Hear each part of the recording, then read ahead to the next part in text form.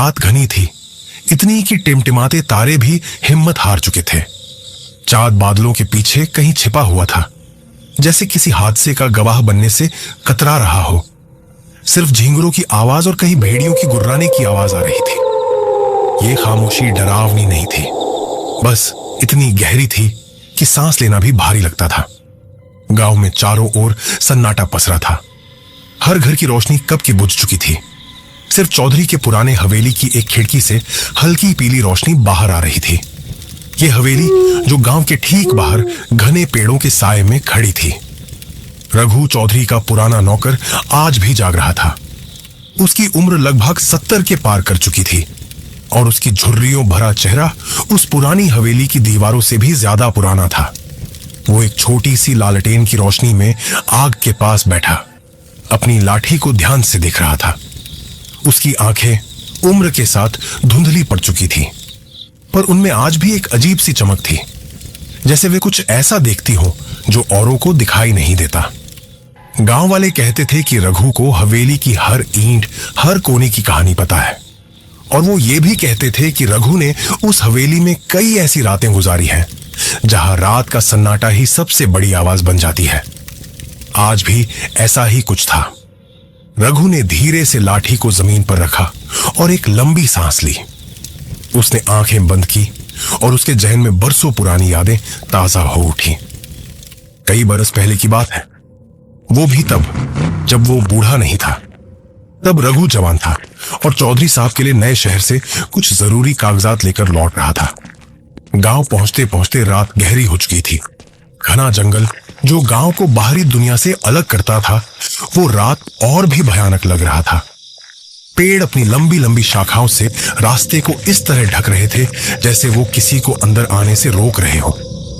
रघु तेज कदमों से चल रहा था। तभी उसे दूर से कुछ दिखाई दिया, एक रोशनी जो धीरे धीरे उसकी ओर बढ़ रही थी। पहले उसे लगा कि कोई मशाल लेकर आ रहा है, पर जैसे जैसे वो करीब आती गई, रघु को एहसास हुआ कि ये कोई मशाल नहीं थी। ये एक औरत थी, सफेद साड़ी में, जिसके चेहरे पर एक अजीब सी चमक थी। उसकी चाल में एक अजीब सी लचक थी, जैसे वो हवा में तैर रही हो। रघु डर गया। उस सुनसान जंगल में इतनी रात गए एक अकेली औरत, वो भी इस तरह की चमक के साथ।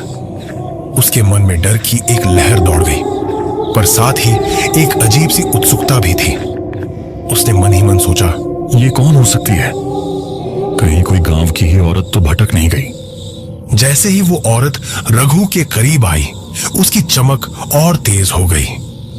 रघु को लगा जैसे उसकी आंखों में सूरज उतर आया हो।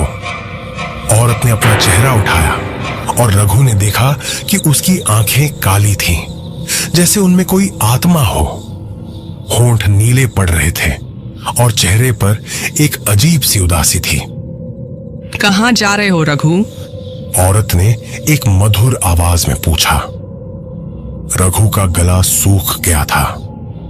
वो कुछ बोल नहीं पाया, बस उसे देखता रहा। खोए हुए लगते हो। रघु का दिल जोरों से धड़कने लगा। उसने एक पल के लिए पीछे मुड़ने की सोची, पर उसके पैर जैसे जमीन में गड़ गए थे। वो हिल नहीं पा रहा था। डरो मत, मैं तुम्हें कुछ नहीं करूंगी। रघु को अब ये समझ आ चुका था कि ये कोई साधारण औरत नहीं है। उसके गांव में ऐसी कहानियां सुनाई जाती थी जो उन आत्माओं की है जो रात में भटकती है और राहगीरों को अपने जाल में फंसाती है। उसने हिम्मत जुटाई और धीरे से बोला, मैं अपने गांव जा रहा हूं। औरत की आवाज में एक अजीब सी कड़वाहट आ गई और बोली, गांव तो यहाँ से बहुत दूर है। आओ, मैं तुम्हें एक आसान रास्ता दिखाती हूँ।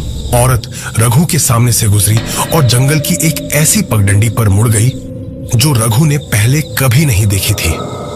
वो पगडंडी इतनी घनी झाड़ियों से ढकी थी कि रघु को यकीन ही नहीं हुआ कि कोई वहां से गुजर सकता है, पर औरत आसानी से उस पर चल रही थी। उसकी साड़ी झाड़ियों से बिना उलझे आगे बढ़ रही थी। रघु ने अपनी आंखें बंद कर ली और भगवान का नाम लिया। उसे लगा कि वो अब किसी भयानक जाल में फंसने वाला है। पर उसी पल एक आवाज उसके कानों में गूंजी, रघु। कहां अटक गया। यह चौधरी साहब की आवाज थी। रघु ने आंखें खोली। सामने चौधरी साहब एक लालटेन लिए खड़े थे। उनके पीछे गांव के 2-3 लोग थे। औरत गायब हो चुकी थी। वो रोशनी, वो साड़ी, सब कुछ एक पल में हवा में घुल गया था। रघु ने राहत की सांस ली। क्या हुआ? इतनी देर क्यों लगा दी? रघु ने उन्हें पूरी बात बताई। चौधरी साहब ने ध्यान से सुना और फिर उनके चेहरे पर एक गंभीर भाव आया। बेटा, ये छलावा था। जंगल में ऐसी कई आत्माएं भटकती हैं जो लोगों को भ्रमित करती हैं। शुक्र है कि तुम सही समय पर बाहर आ गए।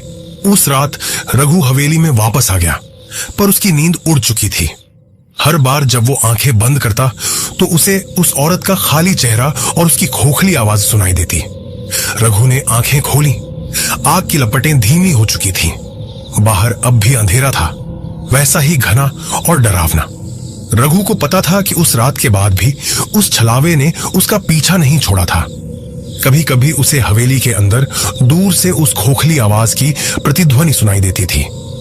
कभी कभी उसे लगता था जैसे कोई सफेद छाया उसकी आंखों के पास से गुजर गई हो।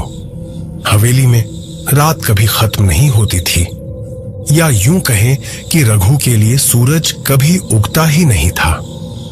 हर अगली सुबह जब गांव के लोग अपने दैनिक कार्यों में लग जाते, रघु को लगता जैसे वो अभी भी उस अंधेरी रात में फंसा हुआ है। उस रात के बाद से रघु ने खुद को हवेली तक ही सीमित कर लिया था।